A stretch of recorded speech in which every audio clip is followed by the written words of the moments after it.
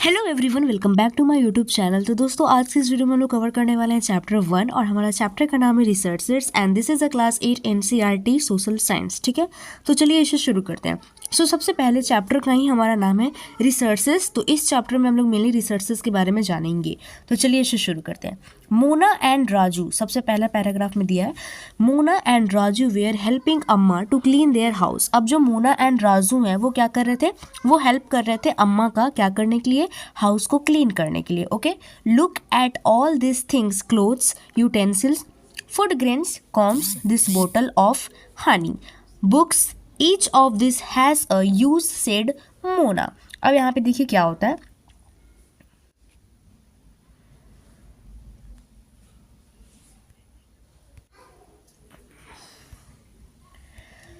हाँ तो अब देखिए यहाँ पे क्या होता है, यहाँ पे बोल रहा है ना look at all this things, मतलब इस थिंग्स पे आप लोग देखो, जैसे कि क्लोथ्स हो गए, यूटेंसिल्स हो गए, बर्तन वगैरह हो गए, फूड ग्रेन्स हो गए, कॉम्स हो गए, ठीक है, दिस बॉटल ऑफ हनी, ठीक है, हनी की बॉटल हो गई या फिर बुक्स हो गए। तो each of this has a use.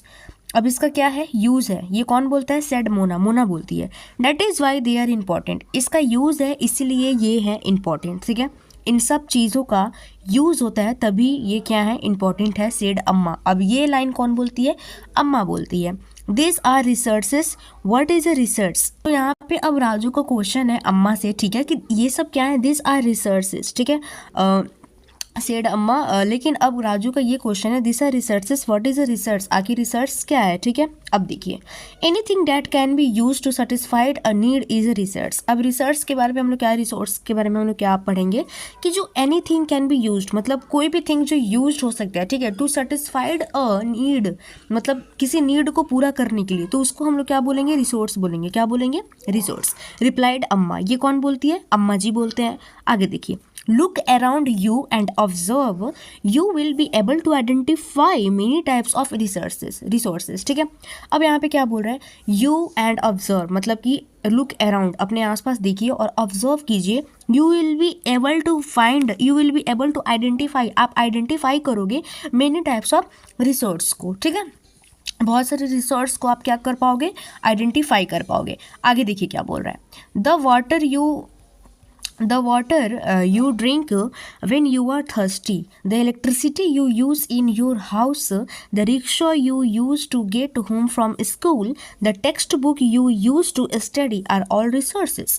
अब यहाँ पे बता रहे हैं कि जो पानी आप लोग पीते हो जब आपको प्यास लगती है, तो ठीक है, या फिर इलेक्ट्रिसिटी आप लोग अपने हाउस में यूज़ करते हो, या फिर आप स्कूल जाने के लिए रिक्शा या फिर बस ही ले लो, आप लोग यूज़ करते हो, ठीक है, घर आने के लिए, स्कूल जाने के लिए, या फिर आप लोग टेक्स्ट बुक को ले लो कि आप लोग पढ़ाई करते हो बुक से।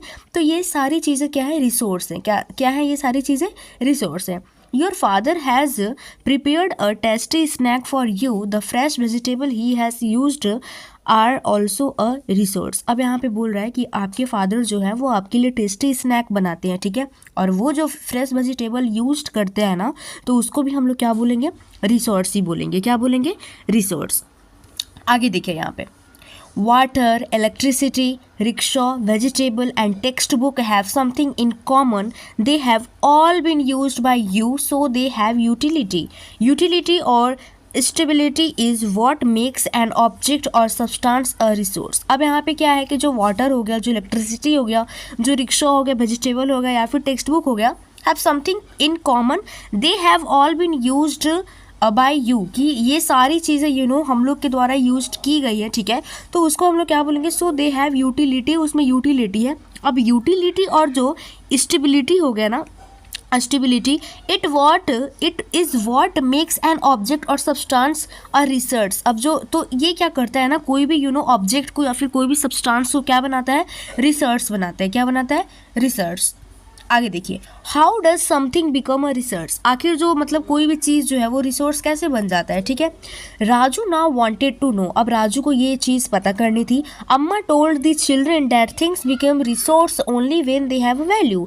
अब अम्मा उनको बोलती है अपने चिल्ड्रन को, ठीक है, कि कोई भी थिंग रिसोर्स तभी बन सकता है जब वो जब उसके पास वैल्यू हो। ठीक है, इट्स यूज और utility gives it a value, उसका जो उसका यूज़, जो हम लोग उसको यूज़ करते हैं, ठीक है, या फिर उसको ही हम लोग क्या बोलते हैं, यूटिलिटी बोलते हैं, तो वही उसका क्या बनाता है, वैल्यू बनाता है, ठीक है। तो अगर कोई सब्सटेंस का, कोई थिंग का अगर वैल्यू है तो इसका मतलब उसका कोई यूज़ है, ठीक है। All resource have some value, और जितने भी रिसोर्स हैं तो उसका कुछ ना कुछ वैल्यू ज़रूर होता है, ठीक है। ये कौन बोलती है?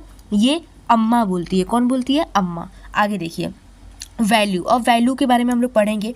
Value means worth.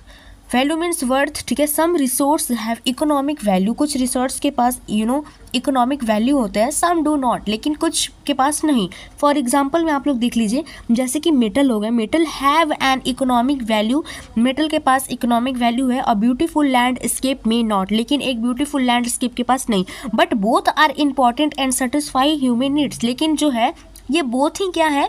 इंपॉर्टेंट है और सेटिस्फाइड है ह्यूमन नीड्स के लिए, ठीक है।